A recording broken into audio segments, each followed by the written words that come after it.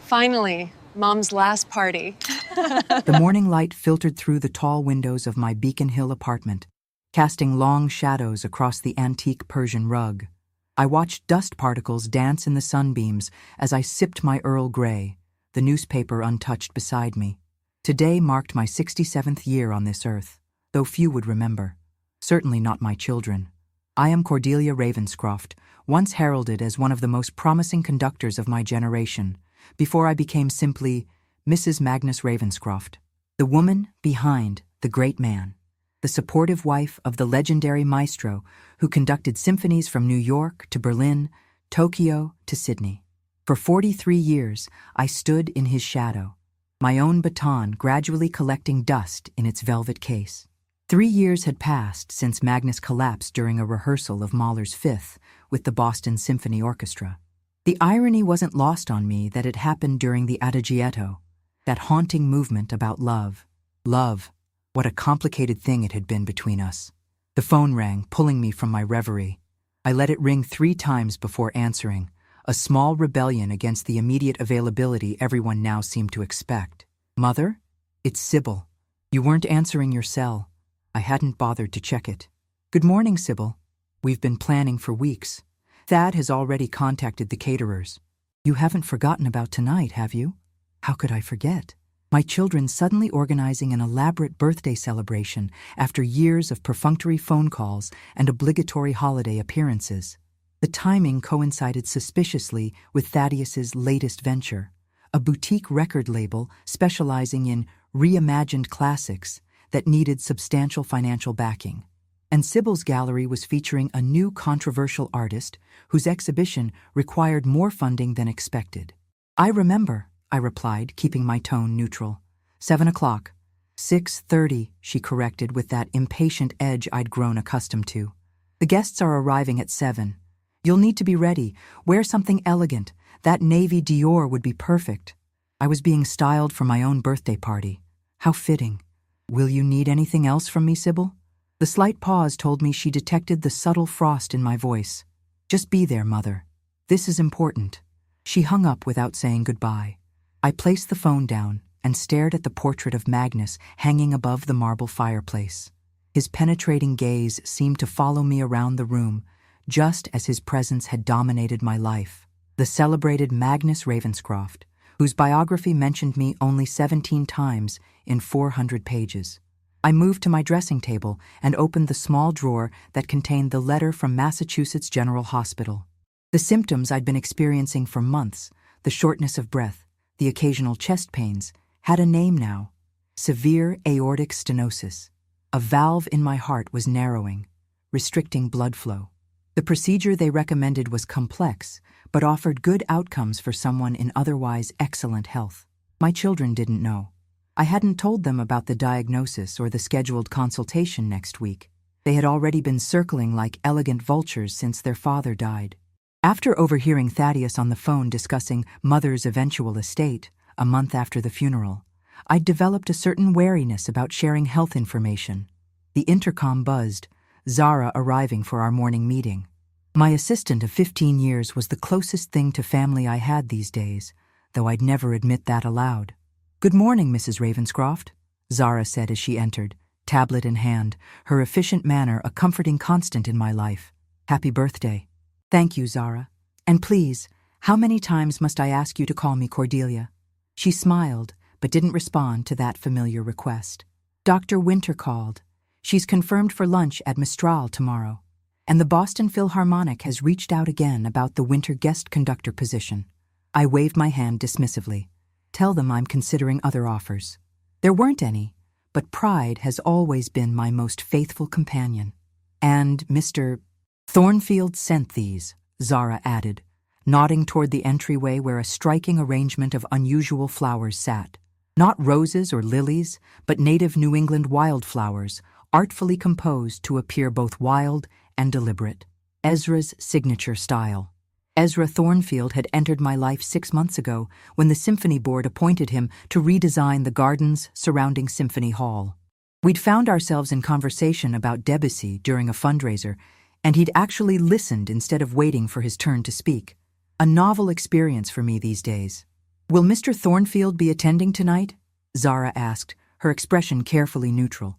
I didn't invite him. The words came out more sharply than intended.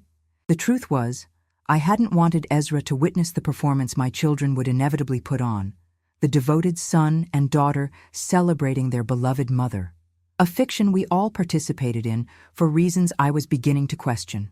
After Zara left with her usual efficiency, I stood before my closet, bypassing the navy Dior that Sybil had suggested. Instead, I selected the crimson Valentino I'd purchased in Milan, but never worn. Magnus had disapproved of the color, saying it drew too much attention. Precisely why I bought it. The day passed with the slowness that seems reserved for occasions one is dreading. By 6 o'clock, the caterers had transformed my apartment into a showcase of wealth and taste. Crystal glasses sparkled under the chandelier. White roses, never my favorite, but Magnus had preferred them, adorned every surface. The menu featured delicacies I barely cared for, but that would impress the right people. I dressed methodically, fastening my grandmother's pearls around my neck and slipping on the diamond earrings Magnus had given me for our 30th anniversary. A year I later discovered he'd been involved with a young violinist in his orchestra. At precisely 6:30, Sybil and her husband Winston arrived, followed minutes later by Thaddeus. My daughter air-kissed my cheeks, careful not to smudge her immaculate makeup. "Mother, you look spectacular," she said, her eyes quickly assessing the Valentino with a flicker of annoyance. "Though we did discuss the Navy.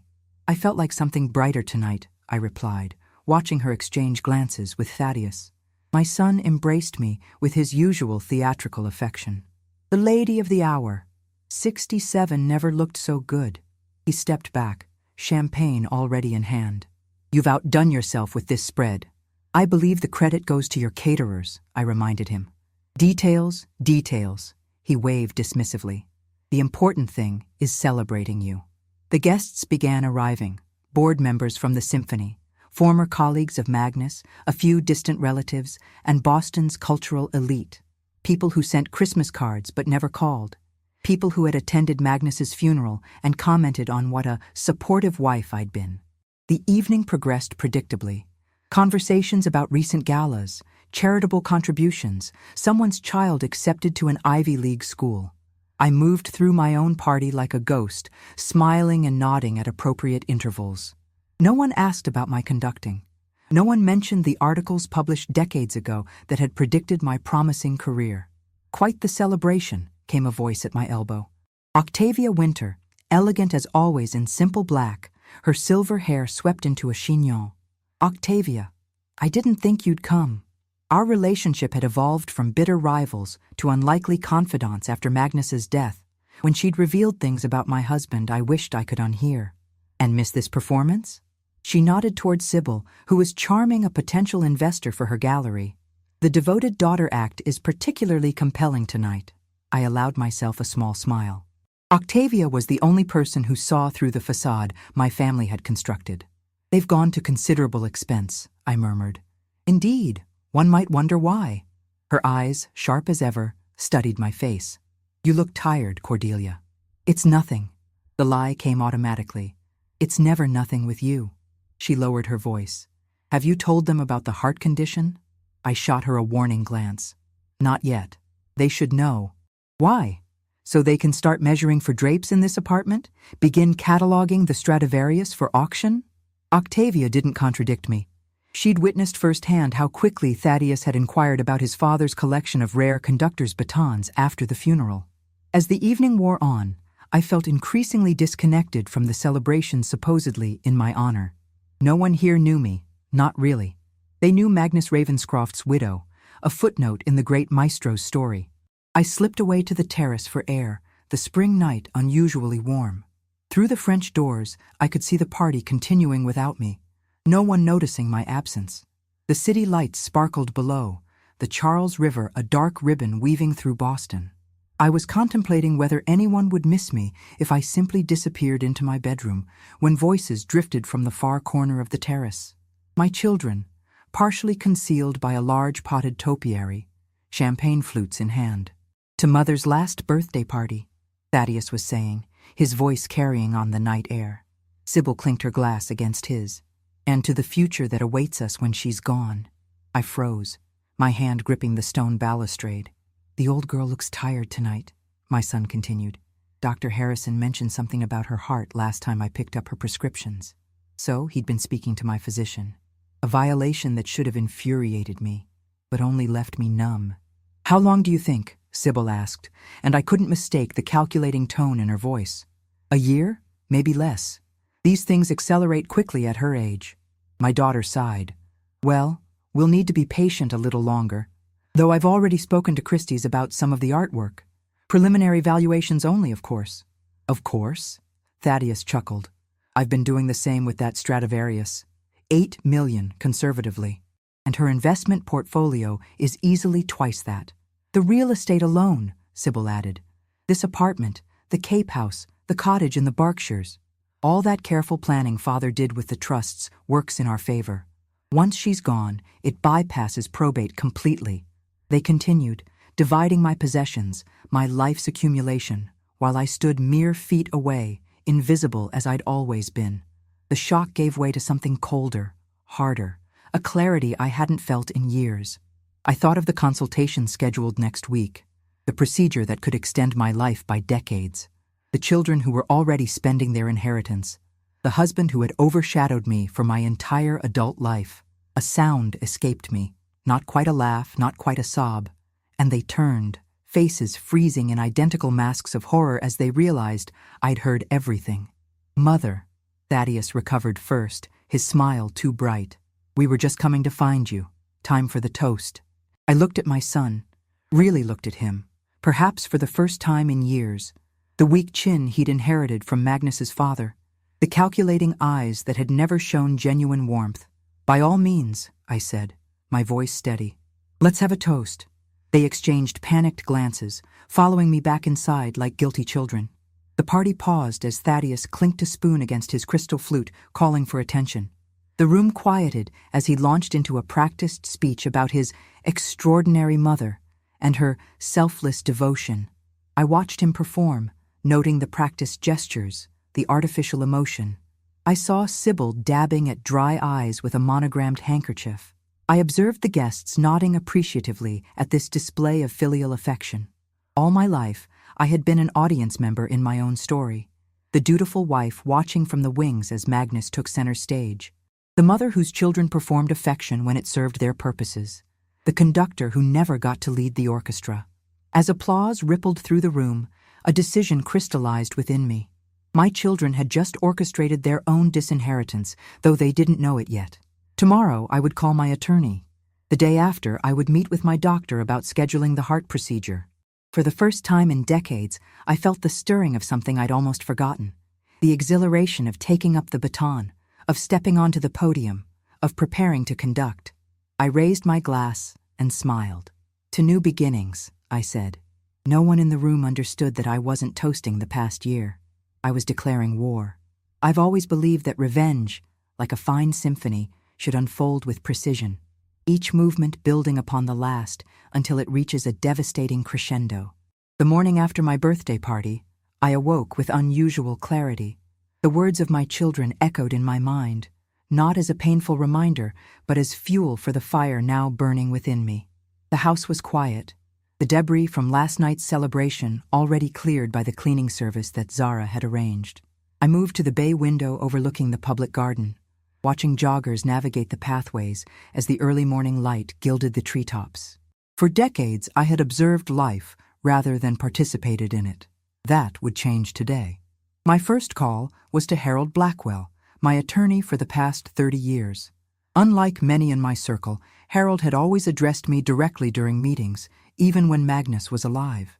He answered on the second ring. "Cordelia, what a pleasure. I trust your birthday celebration was everything you hoped for." "It was illuminating," I replied. "I need to see you today. It's about my will." There was a brief pause. Harold knew that the Ravenscroft estate was substantial. The apartment alone was valued at nearly $12 million, not counting the properties in Cape Cod and the Berkshires, the art collection, Magnus's instruments, and the investment portfolio that had grown steadily over decades. "I can clear my schedule at 11, he said finally. "Perfect. And Harold?" This meeting stays between us. After hanging up, I opened my jewelry box and removed the false bottom, retrieving a small key. In my closet, behind rows of designer clothes I rarely wore, was a safe that not even my children knew about. Inside were documents Magnus never wanted me to find, evidence of his affairs, financial transactions he'd hidden, and most importantly, the original contract I'd signed with the Berlin Philharmonic 40 years ago. Before meeting Magnus, I had been offered the position of associate conductor, a remarkable achievement for a woman in the 1980s. He had convinced me to decline, arguing that Berlin would destroy me, that the classical music establishment wasn't ready for a female conductor. What a convenient truth that had been. 3 weeks after I sent my regretful refusal, Magnus was invited as a guest conductor for their winter season. I placed these papers in my leather portfolio. They weren't relevant to today's meeting, but carrying them felt symbolic, a reminder of what had been taken from me and what I refused to relinquish now. Zara arrived at 9, her expression carefully neutral as she set down her tablet. She never mentioned the party, but her eyes held a question. "I'll be meeting with Harold Blackwell at 11, I informed her, "and I'd like you to schedule an appointment with Dr. Morrison about the heart procedure." Her eyebrows rose slightly. "You've decided to move forward with it?" "Yes, as soon as possible." She nodded, making a note. "Will you be informing Mr. Thaddeus and Miss Sybil about the surgery?" "Not yet." I looked directly at her. "Zara, you've been with me for 15 years. In that time, you've shown more loyalty than my own children." She appeared momentarily uncomfortable with the personal nature of this conversation, but remained silent, waiting. "I'm making changes to my will today. Significant changes. I would appreciate your discretion." "Of course, Mrs. Ravenscroft." Her professional demeanor never wavered, but I detected a hint of approval in her eyes. "And Zara, please call Octavia. Ask if she can meet me for dinner tonight instead of lunch tomorrow. Somewhere private."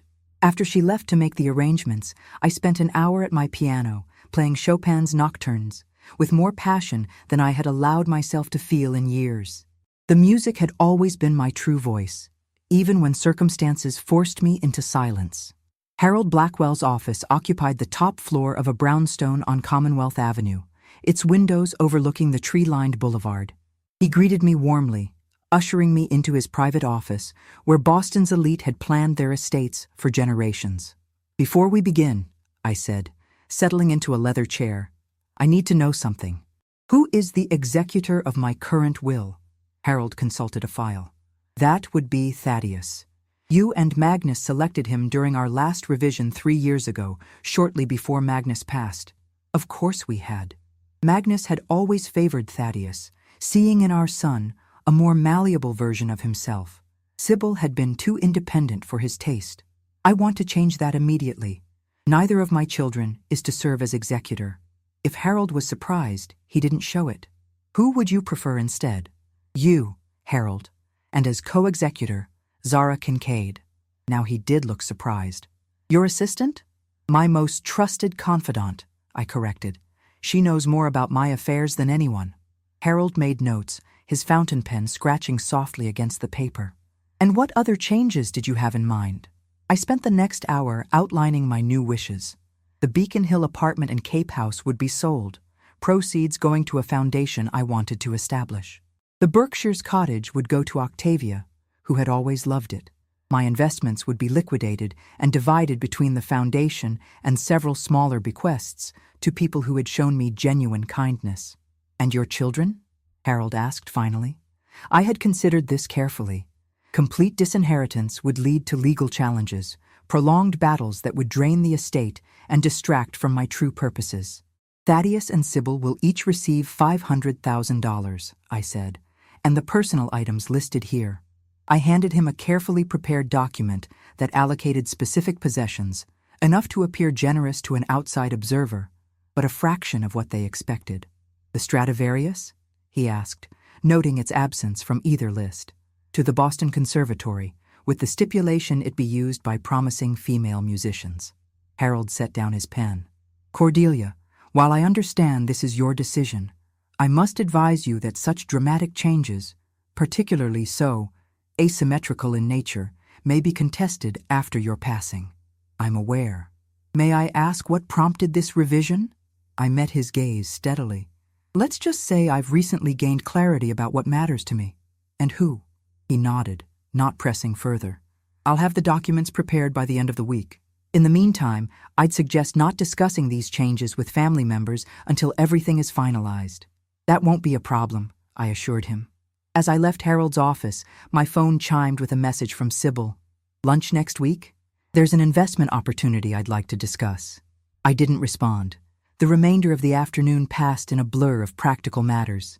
Dr. Morrison's office scheduled my valve replacement for the following month.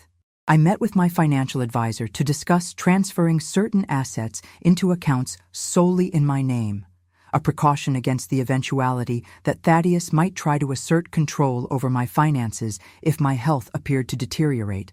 By evening, I felt lighter than I had in years, as if shedding the weight of expectations that had bound me to a life I never truly wanted. Octavia was waiting at a private dining room at L'Espalier, a glass of Bordeaux already poured for each of us. You look different, she said, as I took my seat. Something's changed. I didn't answer immediately, taking a sip of wine instead. Octavia and I had a complicated history. For years we'd been rivals, both promising conductors, both vying for recognition in a field dominated by men. Then she'd chosen the violin instead, becoming one of the most celebrated soloists in the world while I disappeared into Magnus's shadow. I had resented her success until the truth emerged after his death.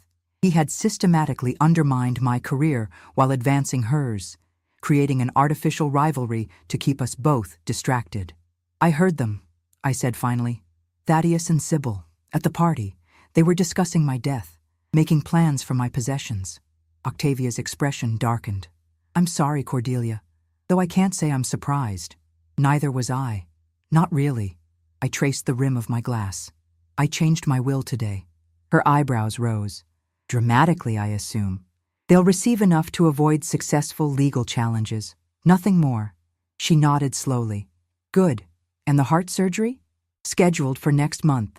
A smile spread across her face. Also good. But there's something else, isn't there? This isn't just about punishing them. I had forgotten how well she could read me. The Vienna Philharmonic called last week. They want me to conduct their spring series. Octavia set down her glass. Cordelia, that's extraordinary. It was. The Vienna Philharmonic had been one of the last major orchestras to accept female conductors. To be invited now, at 67, was unprecedented. I haven't given them an answer. Why not? This is what you've always wanted. I looked away. Is it? I've spent so long being defined by others, as Magnus's wife, as Thaddeus and Sybil's mother. I'm not sure I remember who Cordelia Ravenscroft is when she stands alone. Octavia reached across the table and took my hand, a gesture so unexpected that I nearly pulled away. Then find out. What do you have to lose? What indeed? My reputation? My children's approval? These things seemed increasingly meaningless. There's more, I admitted. I'm establishing a foundation for female conductors and composers. I'm calling it the Harmonic Ascendance Foundation, using the Ravenscroft name and fortune to support women in classical music. Octavia laughed.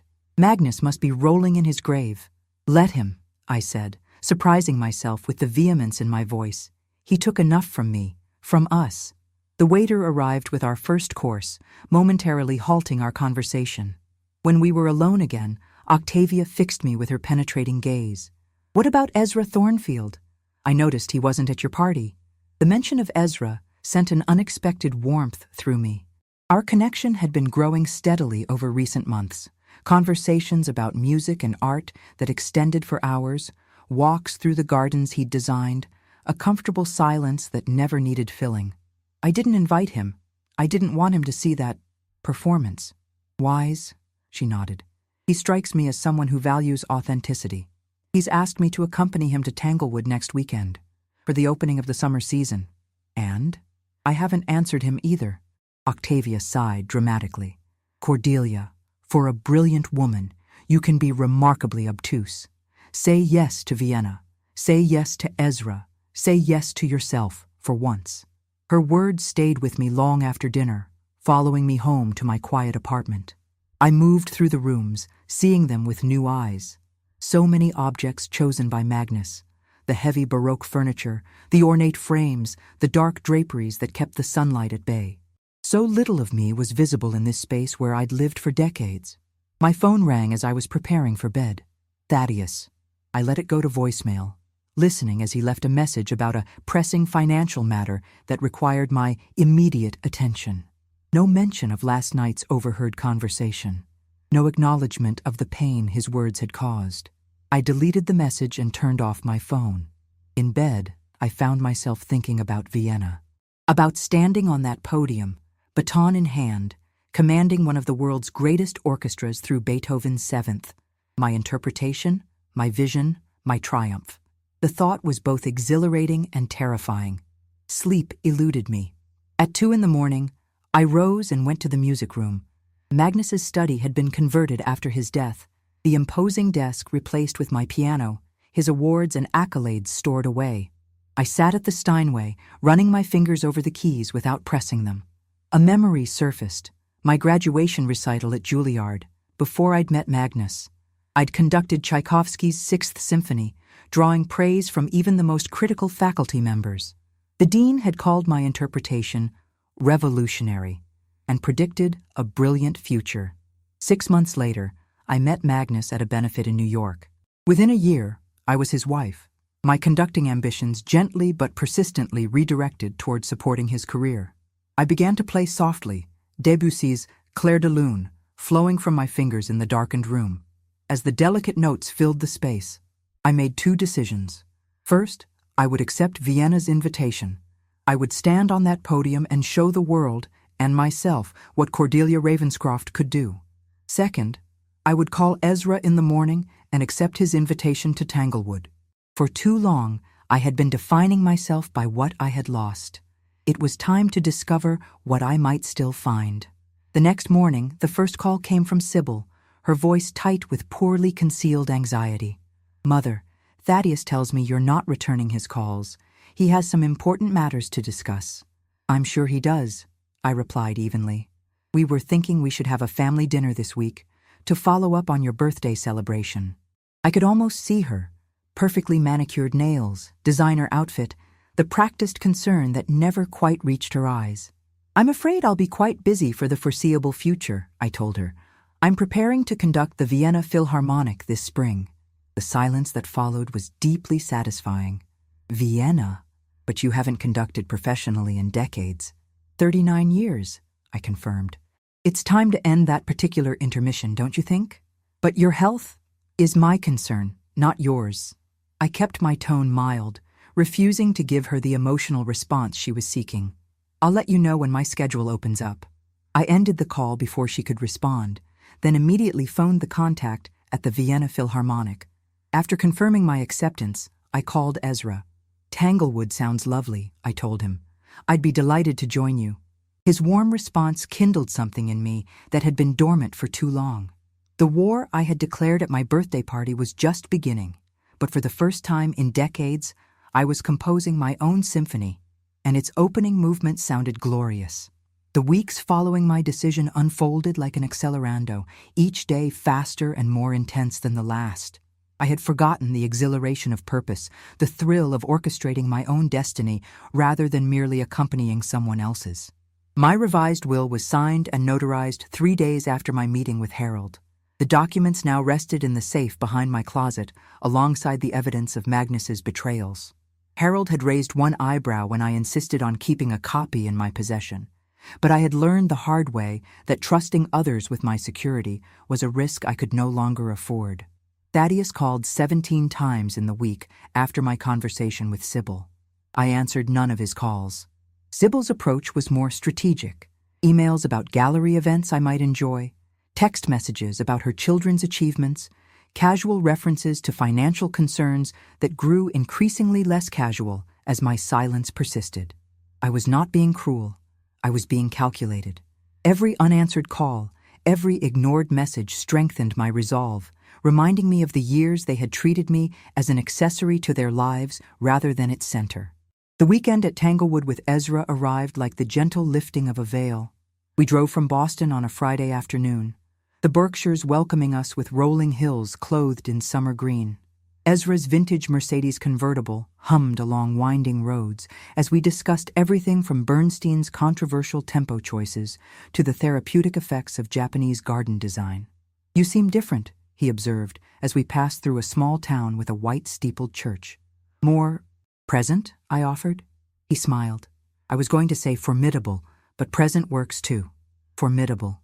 No one had described me that way in decades. Magnus had used supportive, elegant, appropriate, never formidable. Our accommodations were at Wheatley, the Italian-style mansion converted into a luxury hotel. Ezra had reserved separate rooms, a gentleman's gesture I appreciated even as I wondered if I might regret it. At 67, I found myself contemplating possibilities I had long ago abandoned. That evening, beneath the soaring roof of the Kusevitsky music shed, I experienced the Boston Symphony Orchestra not as the widow of a celebrated conductor, but as a conductor in my own right, analyzing choices, considering alternatives, mentally reshaping phrases that didn't match my interpretation. Ezra noticed my fingers subtly moving, conducting from my seat. "You're itching to be up there," he whispered, his breath warm against my ear. I didn't deny it. I've spent too long in the audience. The following morning, we walked through the gardens Ezra had helped redesign years earlier. He pointed out the integration of Eastern and Western elements, the careful balance of open space and intimate enclosures. The Japanese concept of ema, the space between things, is essential to both garden design and music, he explained. The silence between notes is as important as the notes themselves. The pause makes the subsequent sound more meaningful, I agreed. Magnus never understood that. He rushed through rests, afraid of losing the audience's attention. And you? I believe in trusting the composer. If Mahler wanted 3 beats of silence, who am I to reduce it to 2? We stopped beside a small stream where water flowed over carefully arranged stones. The gentle sound created a perfect counterpoint to the birdsong above. "Your heart surgery," Ezra said, his voice carefully neutral. "When is it scheduled?" I had told him about my condition the previous evening after the concert. Unlike my children, he had asked questions about my well-being, not my estate. 3 weeks from Tuesday. I kept my tone matter-of-fact. The procedure has a high success rate. I should recover fully within a month or 2. Just in time for Vienna. That's the plan. He turned to face me, his expression serious. "Is there anything you need? Anyone to stay with you after the hospital?" The question caught me off guard. For so long, I had been the caretaker, never the one cared for. Even when Magnus was ill, my role had been to manage his affairs, coordinate with doctors, shield him from stress, not to receive comfort myself. "Zara will handle the practical matters," I said finally. "She's very efficient." That's not what I asked Cordelia. The use of my name, not Mrs. Ravenscroft, not Maestro, just Cordelia, created a moment of unexpected intimacy. In the dappled sunlight of the garden, surrounded by the evidence of Ezra's artistic vision, I allowed myself to consider what it might be like to be vulnerable with someone again. "I don't know what I need," I admitted. "I've spent so long being self-sufficient that I'm not sure I remember how to accept help." Ezra nodded, not filling the silence with platitudes or reassurances. He understood the value of space, of ma. "When you do know," he said finally, "I hope you'll tell me." The remainder of the weekend passed in a haze of music, conversation, and leisurely meals. For the first time in years, perhaps decades, I felt myself relaxing into the moment rather than calculating its impact on some future goal. By Sunday evening, when Ezra drove me back to Boston, something had shifted between us. Not a dramatic declaration, but a quiet understanding that possibilities existed. He walked me to my door, declining my invitation for a nightcap with a rueful smile. "I have an early meeting tomorrow with the conservatory board," he explained, "but I'd like to see you again, soon."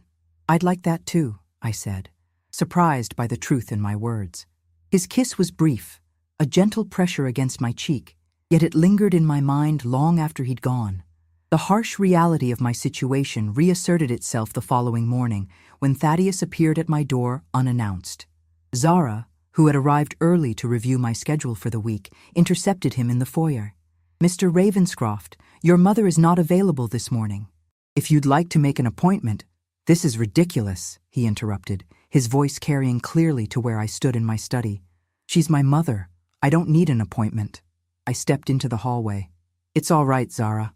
Thaddeus brushed past my assistant, his expensive cologne arriving before he did. He had always been handsome in the conventional way that opened doors in the world of finance: strong jaw, confident posture, the calculated dishevelment of someone who could afford to appear casual. "Mother," he began, not bothering with pleasantries, "I've been trying to reach you for weeks." "I've been busy." His eyes narrowed slightly. "Too busy for your son?" "What do you need, Thaddeus?" The directness of my question seemed to throw him. He glanced at Zara, who remained pointedly in the room, tablet in hand. "Could we speak privately?" "Zara stays," I said firmly. "Whatever you have to say can be said in front of her." He exhaled sharply, adjusting his strategy. "Fine. I've been approached about an investment opportunity, a new recording technology that could revolutionize the industry. The venture capital firm requires significant upfront capital, but the potential returns are extraordinary. And you'd like me to invest?" "It's not just for me," he said, the wounded tone not quite reaching his eyes. "It's a family opportunity. Your name, the Ravenscroft legacy, would open doors that would benefit all of us." I studied my son, wondering when he had become this person, or if he had always been this way and I had simply refused to see it. "How much?" He named a figure that would have represented a substantial portion of my liquid assets. Not so much that I couldn't afford it, but enough to significantly impact my plans for the foundation. "No." The single syllable hung in the air between us. Thaddeus stared at me as if I had suddenly started speaking a language he didn't understand. "What?" "No," I repeated. "I'm not interested in your investment opportunity." Color rose in his face. "Mother, you're not thinking clearly. This could secure the financial future of the entire family, including your grandchildren. My grandchildren have trust funds that will cover their education and provide substantial nest eggs. What they do beyond that is their responsibility, not mine." He took a step closer. "Is this about what you overheard at the party?" "Sybil and I were just talking. It didn't mean anything." So they had discussed it, decided on a strategy. Thaddeus would play the contrite son, smoothing over their callous words with reassurances that they were meaningless. "What I heard," I said evenly, "was the truth. You're waiting for me to die so you can claim what you believe is rightfully yours. But here's what you failed to understand, Thaddeus. Nothing is yours until I decide it is." His expression hardened, the mask of filial devotion slipping. "You're making a mistake. This investment could double your money in 18 months. Or it could disappear entirely. Either way, I'm not interested." "Is this because of Vienna? Sybil mentioned something about you conducting again." His tone made it clear how ridiculous he found the idea. "Mother, be realistic. You haven't conducted professionally in decades.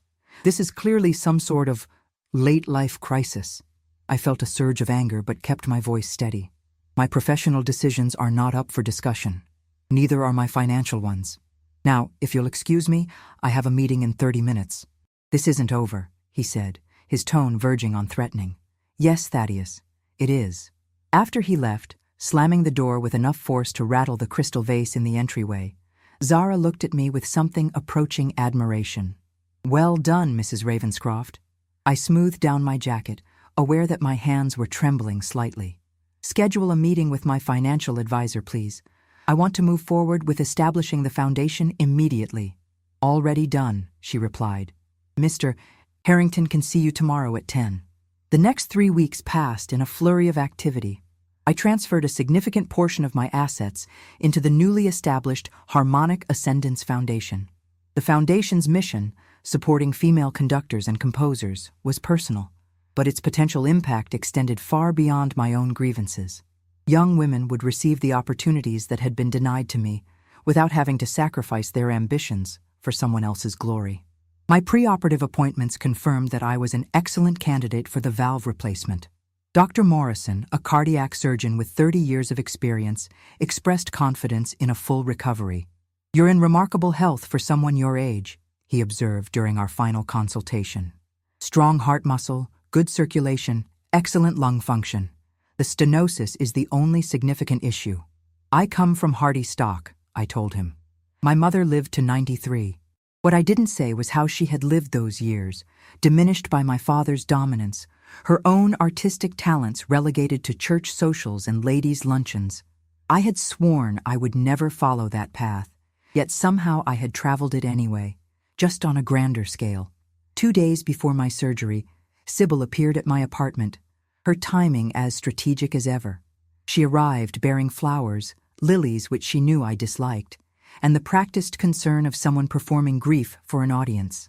"Mother, you should have told us about your heart condition," she chided, arranging herself elegantly on my sofa. "We had to hear about your surgery from the symphony board of all people." "It wasn't relevant to you," I replied, accepting the tea Zara had prepared before discreetly withdrawing. "Not relevant? Your health is absolutely our concern." She leaned forward, her expression earnest. "Thaddeus and I want to help. We've been discussing moving you to a place with better care options after the surgery. The Beaumont has an excellent reputation." "The Beaumont is an assisted living facility. A luxury senior community," she corrected smoothly, "with medical staff on site. Given your condition—" "My condition," I interrupted, "will be addressed by the surgery, after which I'll be returning home to prepare for my engagement in Vienna." She sighed, the sound calculated to convey both patience and exasperation. "Mother, be reasonable. You can't possibly conduct a major orchestra after heart surgery, not at your age." Dr. Morrison disagrees, as does the Vienna Philharmonic. Sybil's perfectly shaped eyebrows drew together. "You've always been stubborn, but this is beyond stubborn. It's reckless. What are you trying to prove?" "That I exist beyond your perception of me," I thought, but did not say. "That my life has value beyond what you can inherit from it." "I'm not trying to prove anything," I said instead. "I'm simply living the life I choose." "And what about your responsibilities to the family, to the Ravenscroft name?" "I've spent 40 years honoring the Ravenscroft name. Now I'm honoring myself." She stood, smoothing her skirt with manicured hands that had never known real work. "Thaddeus and I are worried about you. Your behavior lately has been concerning."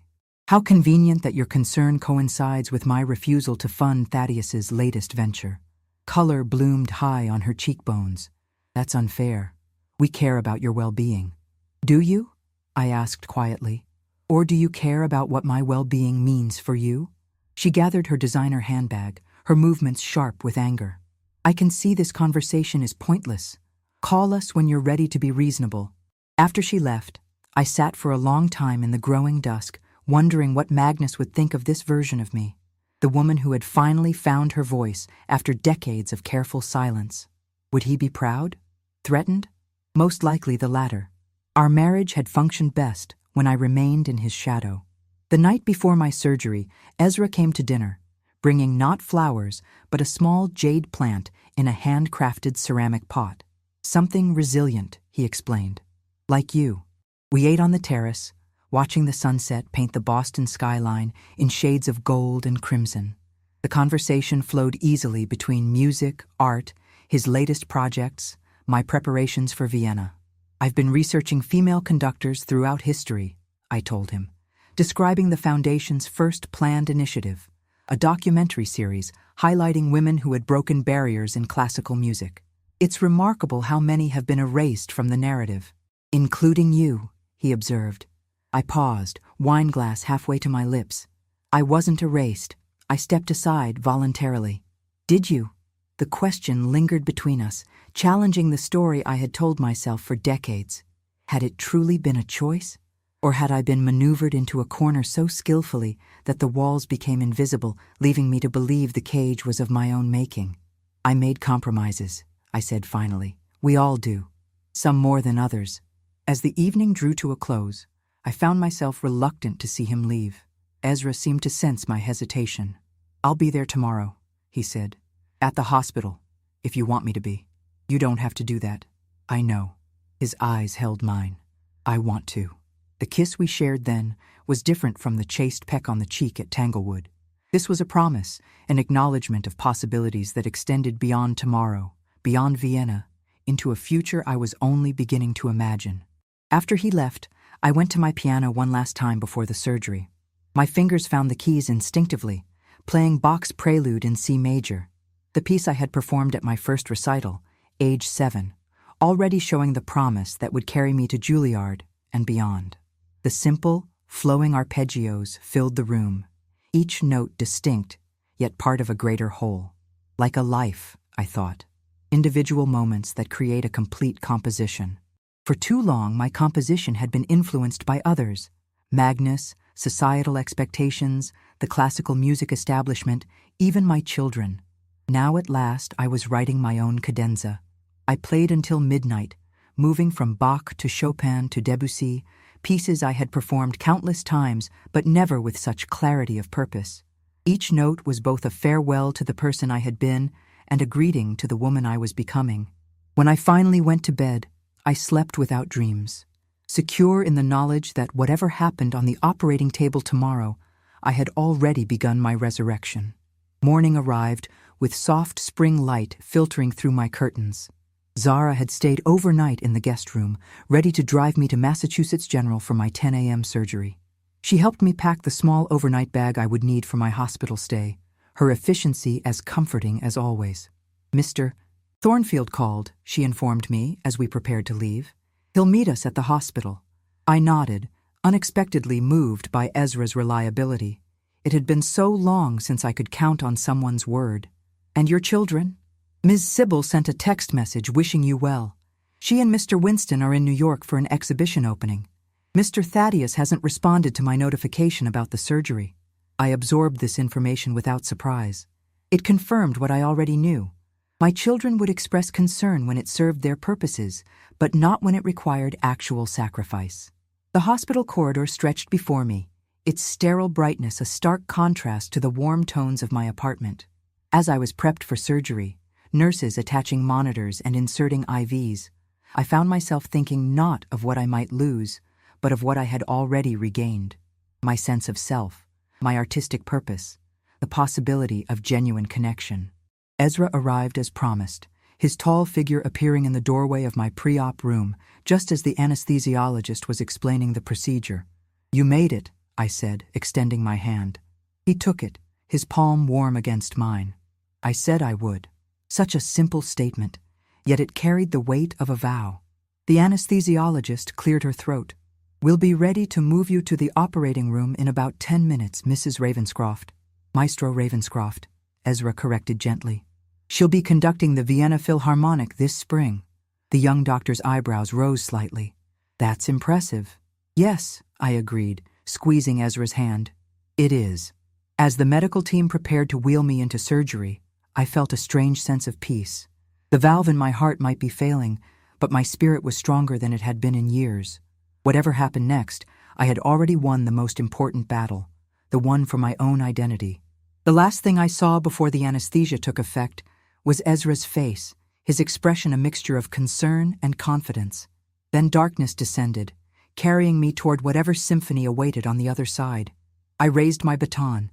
In that suspended moment, I thought of all that had led me here, the young conductor with limitless potential, the wife who stepped aside for her husband's career, the mother whose children valued her estate more than her essence, the woman who finally reclaimed her rightful place.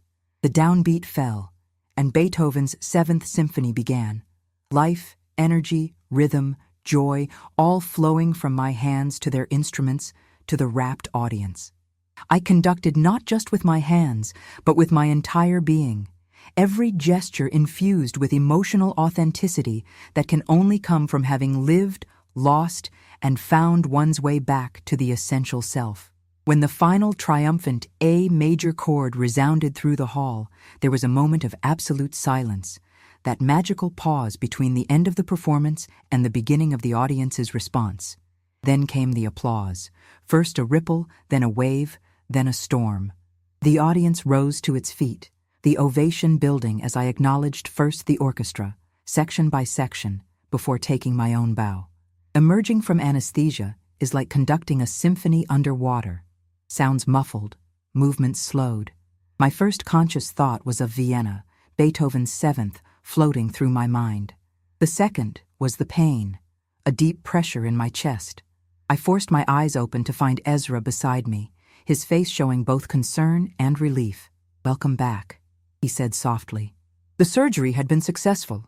a bovine tissue valve now replacing my damaged one.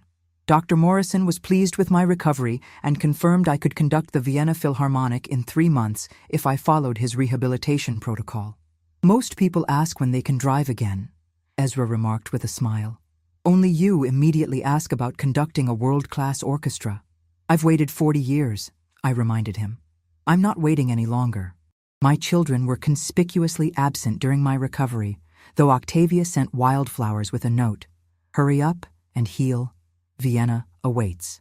On the 3rd day, Thaddeus finally appeared as I was struggling through my first walking session. He strode toward me in an expertly tailored suit, his expression a practiced blend of concern and authority. "Mother, you shouldn't be out of bed," he admonished, as if speaking to a wayward child. "Dr. Morrison disagrees," I replied, continuing my slow progress. After exchanging terse pleasantries, he got to the point. "I've been speaking with Harold Blackwell. He implied you've made significant alterations to your estate planning." "I have." His jaw tightened. "The foundation Zara registered. That's where you're putting the money. Some vanity project supporting female musicians." "The Harmonic Ascendance Foundation," I confirmed. "Supporting female conductors and composers is hardly a vanity project." "That money was meant to stay in the family," he insisted. "We'll contest it. We'll argue diminished capacity, undue influence. Your father built his career. I built mine. The fact that mine was interrupted doesn't make my assets any less mine to direct as I choose." "This isn't over, Mother," he said, as the nurse returned to escort me back to my room. "Yes, it is," I replied. "You just haven't accepted it yet."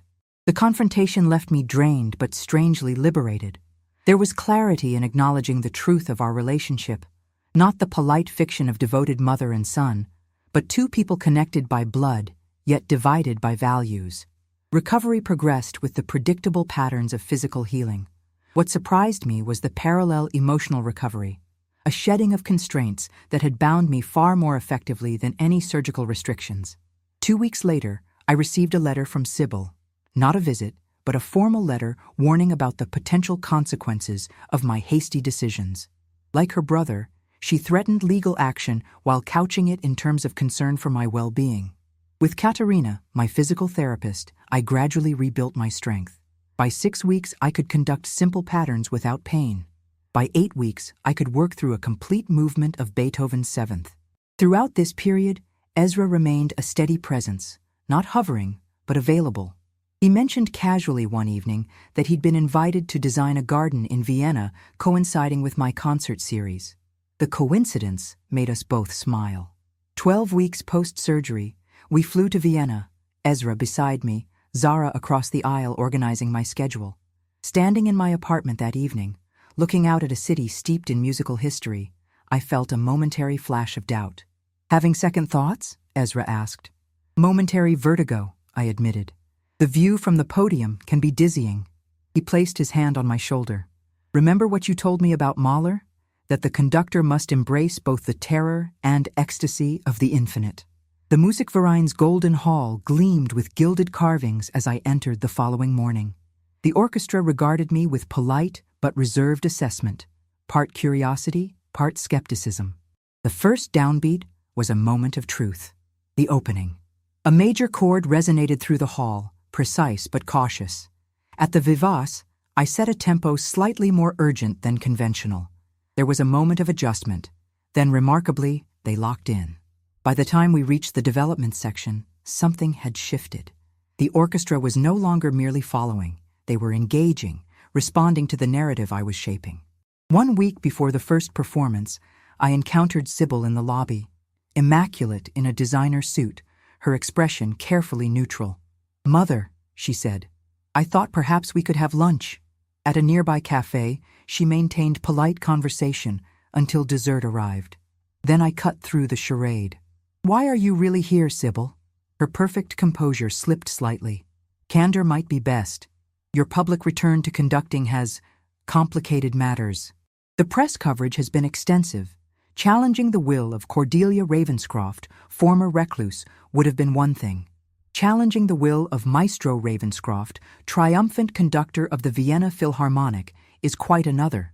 So this wasn't reconciliation, but strategic repositioning. They had calculated the public relations impact of fighting a woman who had become a symbol of late-life renaissance, and found it wanting. I see. So this is a pragmatic retreat, not a change of heart. Does it matter? The result is the same. We won't contest your will. It matters to me. But I appreciate your honesty, belated though it may be. The night of the premiere arrived with electric anticipation. I wore black, as conductors traditionally do, but with a subtle difference. A crimson silk scarf at my throat, a flash of color against the austere background. Ezra knocked gently before entering my dressing room. "It's a full house," he reported, "and the orchestra is in fine form." He surprised me by taking my hand. "Cordelia, whatever happens tonight, remember this: you've already won." The simple truth of his words steadied me. I had already won. Not just the battle with my children over my estate, but the more profound struggle to reclaim my identity. I stepped onto the podium to polite but enthusiastic applause. The faces before me, musicians ready to follow or resist depending on what they experienced, waited expectantly.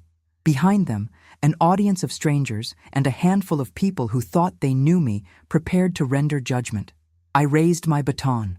In that suspended moment between preparation and action, I thought of all that had led me here. The young conductor with limitless potential, the wife who stepped aside for her husband's career, the mother whose children valued her estate more than her essence, the woman who finally, at 67, reclaimed her rightful place. The downbeat fell, and Beethoven's Seventh Symphony began.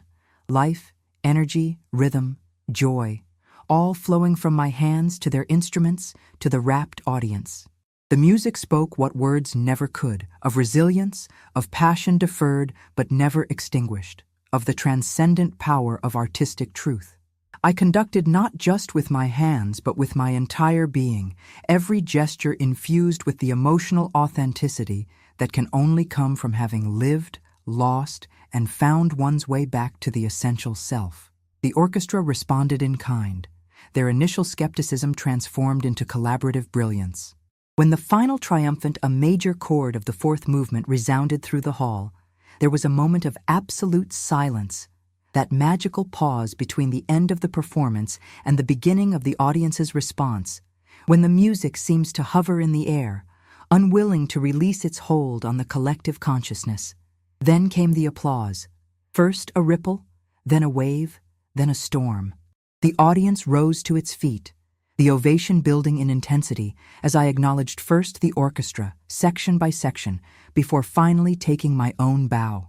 In that moment of acclamation, I wasn't thinking of Magnus, or Thaddeus, or Sybil, or even the foundation that would carry my musical values into the future. I was fully present, experiencing the perfect synthesis of preparation and spontaneity, of technical mastery and emotional truth that defines great musical performance. Later, at the reception, I received congratulations from critics, patrons, fellow musicians. Ezra remained at my side, his quiet pride more meaningful than the effusive praise of strangers. Zara efficiently managed the flow of well-wishers, ensuring I didn't overtax my still-recovering strength. Octavia, who had flown in for the performance, embraced me with uncharacteristic emotion. "You've done it," she whispered. "Everything we dreamed of when we were young women." I spotted Sybil across the room, watching from a distance, her expression unreadable. Our eyes met briefly before she turned away, disappearing into the crowd. I felt no triumph in her retreat, only a wistful acknowledgement of what might have been had our relationship been built on genuine connection rather than obligation. The reviews the following day were overwhelmingly positive, with even the notoriously critical Viennese press acknowledging the unusual power of the performance. Maestro Ravenscroft conducts Beethoven not as a museum piece, but as a living, breathing entity, wrote one reviewer. One wonders what the musical world has missed during her decades of silence. Over the following weeks, I conducted the remaining performances with growing confidence, each one building on the success of the last.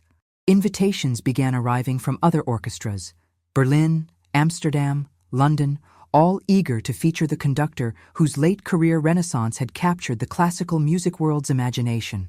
I accepted some, declined others, making choices based not on prestige or expectation, but on what would bring me genuine fulfillment. The Harmonic Ascendance Foundation began its work, identifying promising female conductors and composers for mentorship and financial support. I took particular satisfaction in knowing that young women would have opportunities that had been denied to me, and so many of my contemporaries. Ezra's garden project concluded around the same time as my Vienna residency, its design reflecting the same principles he had described to me months earlier: the importance of space, of silence, of balance between structure and organic growth. Standing among the peaceful plantings, watching patients from the hospital find moments of tranquility, I recognized a parallel to my own journey. "What happens now?" he asked as we prepared to return to Boston. "More conducting, teaching, the foundation?" I considered the question, recognizing its deeper meaning. What happens now between us? What future might we build together? "All of the above," I replied, taking his hand. But not just that. His smile told me he understood. The return to Boston brought practical matters back into focus: the ongoing administration of my estate, the foundation's development, the careful monitoring of my heart's continued recovery. Thaddeus made one final attempt to persuade me to invest in his venture, presenting revised terms that he claimed addressed my concerns. I declined politely, but firmly, suggesting he seek funding from conventional sources. Sybil maintained the pretense established in Vienna, sending appropriate holiday greetings and occasional updates about her children, but never attempting genuine reconciliation. I responded in kind, recognizing that some relationships cannot be transformed, only managed. As autumn deepened toward winter, I began preparations for my next conducting engagement, a series with the Berlin Philharmonic that held particular significance. It was the orchestra I had been invited to join 40 years earlier, the opportunity I had relinquished for Magnus's career. The symmetry was not lost on me. One evening, as snowflakes began to dust the Boston Public Garden, I sat at my piano, playing not a classical piece, but a simple improvisation, allowing my fingers to follow their own path. Ezra listened from the doorway, his expression thoughtful. "You know," he said when I finished, "there's a theory in Japanese garden design about the concept of borrowed scenery, incorporating distant landscape elements into the garden's composition. How does that apply to music?" I asked, curious as always about the connections he drew between our different art forms. "It's not about music." He joined me on the piano bench. "It's about life, your life. You've reclaimed what was borrowed from you, your talent, your identity, your future." I considered this, thinking of the journey from my birthday party where I'd overheard my children's cruel toast to this moment of peaceful contentment. "Not borrowed," I corrected gently. "Stolen. But yes, reclaimed." He nodded, acknowledging the distinction. "The question is, what will you compose with what remains?" The answer came to me with unexpected clarity. Something authentic, something that honors both the time lost and the time remaining. Something entirely my own. As snow continued to fall outside, transforming the familiar landscape into something new and unexplored, I began to play again. This time, a melody I had composed in my youth, but never developed. Ezra listened, his presence a counterpoint to the solitude that had defined so much of my life. The heart in my chest, surgically repaired, but fundamentally my own, beat with a steady rhythm, keeping time for whatever symphony I chose to create next. If you want to hear more stories of resilience and reclaimed power, subscribe to my channel and hit the notification bell. Leave a comment below sharing what resonated with you most about my journey from silence to strength.